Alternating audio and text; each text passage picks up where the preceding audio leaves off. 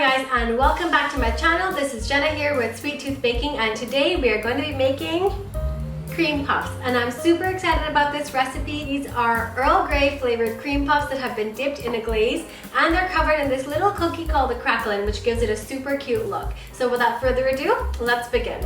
We're gonna start off by mixing our butter and sugar together in a bowl. I'm using a handheld electric mixer here to combine my ingredients and make them really nice and fluffy. Once you've achieved a good consistency, you can add your flour. I like to mix mine gently before turning on my electric mixer to prevent a mess from happening, but clearly that did not work out in my favor today. Once your ingredients are combined, you can go ahead and create a ball of dough. So you can just roll it around the side of the bowl to collect any excess flour and butter. Once you've created a good sized ball, you can place it on top of a piece of parchment paper. I like to fold the parchment paper on top of my dough and roll it out using a rolling pin. Once it's nice and flat, you can place it onto a pan and throw it into the freezer to firm up. Now we're going to work on making our choux pastry. We're going to take a little bit of water and butter and place it into a pan and put that on a medium flame. Once the mixture has come to a simmer, you can go ahead and take it off the flame and add your flour. Mix your flour to create your dough and then let the dough cool down a little bit before you add your egg. Now crack an egg into a separate bowl and mix it up. Slowly add it into your dough and whisk between additions. Remember not to add your egg too fast, otherwise you're going to end up with a really liquidy batter.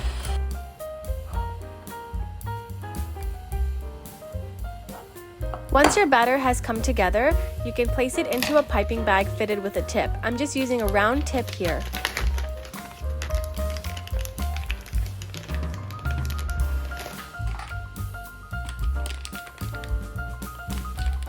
Now comes the fun part. We get to pipe our batter onto our baking sheet. So I'm just using a little bit of parchment paper here to prevent it from sticking. Remember that Craquelin we have in the freezer? Now it's finally time to use it. So I'm just using some cookie cutters here to measure out the appropriate size and shape, and we're going to use those cookie cutters to cut out a circle of dough. Then we're going to place that circle of Craquelin dough on top of our cream puff and put it into the oven to bake. Craquelin dough is easiest to work with when it's completely firm, which is why we need to place it in the freezer. If it starts to get a little bit soft, that's okay. You can just close the parchment paper up again and pop it back into the freezer until it's easy to work with again. The remaining dough can be collected and placed in a Ziploc bag. I like to flatten out my Ziploc bag a little bit so that it's easy to just pop in the freezer and leave it there until next time.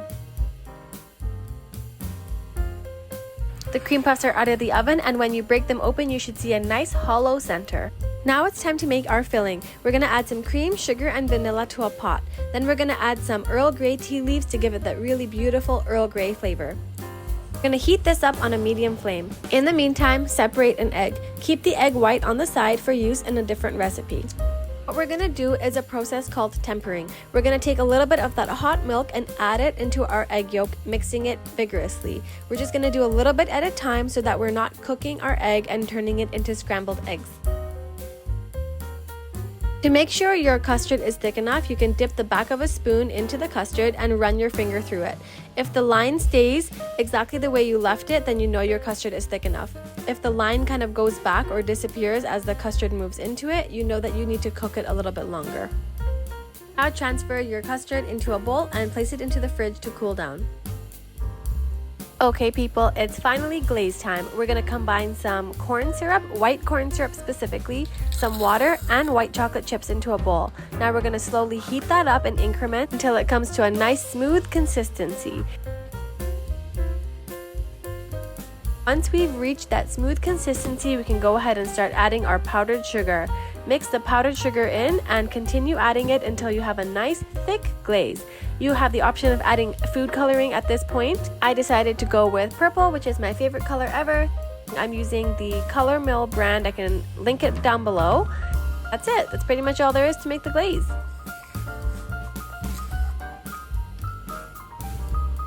Okay guys, welcome to the most exciting part of the video. Our cream puffs are out of the oven, our filling is made, our glaze is made, and now we get to assemble the whole thing. First, actually, I wanted to talk about using Craquelin versus not using it.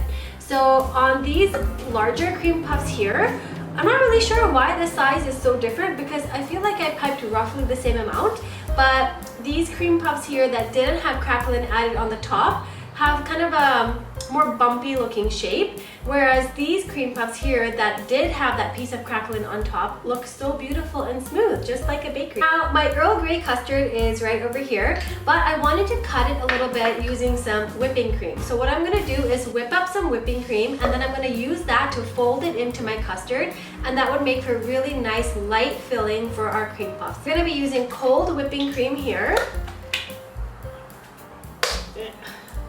That I just bought this. Okay, so we're using cold whipping cream, and we're just gonna pour it directly into here. I like to use the immersion blender. I feel like it gives me the best results and like pretty quickly too, with minimal mess, which is great, especially when we're making something so involved. I'm just gonna go ahead and whip this on medium speed for a couple minutes. And just like that, it's done.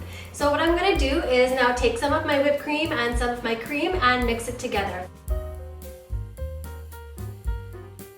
We're just going to mix this really gently, folding it just from the middle over, and don't mix too hard, otherwise we're just going to deflate the cream and we don't want to do that.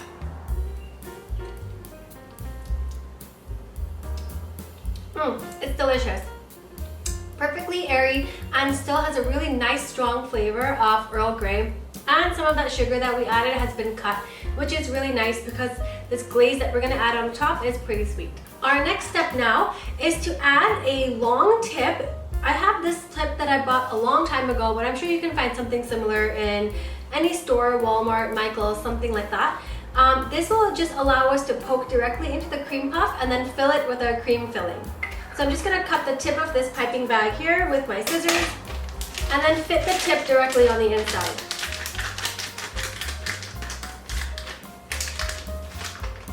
Just like so. Now we're going to fill up our pastry bag and we can start filling our cream puffs. Now that our piping bag is full, we're going to go ahead and fill the cream puff. So I'll start off with the small one here. We're just going to create a hole in the bottom using the tip and just fill it until we feel a little bit of pressure. Ooh, and there it is, coming right out a little bit from the top, which is okay. And we can go ahead and fill one of these pretty ones now. Same process, just a little hole on the top and fill till we feel some pressure. Pretty good. Our cream puffs have been filled with the filling, and they already are looking so cute, I have to say. So now we have our glaze here. So this could use a little bit of a warm up. If you feel like your glaze has become too thick, go ahead and add a little bit of hot water to it just to thin it out. I prefer having my glaze a little bit on the thinner side so that it drips off easier and it will make less mess as it dries. I'll start off by dipping the less cute ones. Just drizzle that excess off. This is the reason I like to have my glaze a little bit thinner. That way we can drizzle it pretty easily, and like I said, it won't make as much of a mess later. Now for the cuter ones. I'm just gonna go ahead and dip that right into the glaze. Oh, it looks so cute. Okay, so I'm gonna top this one with a little bit of this tea that I have. And then I'll top this one with some sprinkles. Yeah, I definitely like the look of the sprinkles more. Actually, it looks like my glaze is a little bit too thin. So if you do what I did and made it too thin, just go ahead and add a little bit of icing sugar to it, and that should help stiffen it up a little bit. I'll start off with a tablespoon. Kind of have to work to find the sweet spot with the glaze. If it's too thin, you won't be able to really see it because it'll just drip all the way down like what's happening over here. And then if it's too thick, you won't be able to let it drip properly, so it won't look as smooth. And there we have it, some fresh cream puffs. Fairly simple to make, but a little bit involved. That's okay though, because they are delightful, and I'm sure you and all your guests will enjoy eating them. Thank you guys so much for watching today's video. I hope you enjoyed it. Let me know what you think of it in the comments below, and don't forget to subscribe.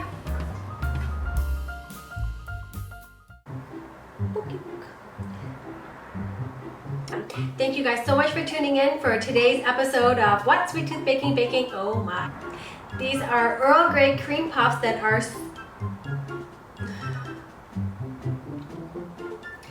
These are Earl Grey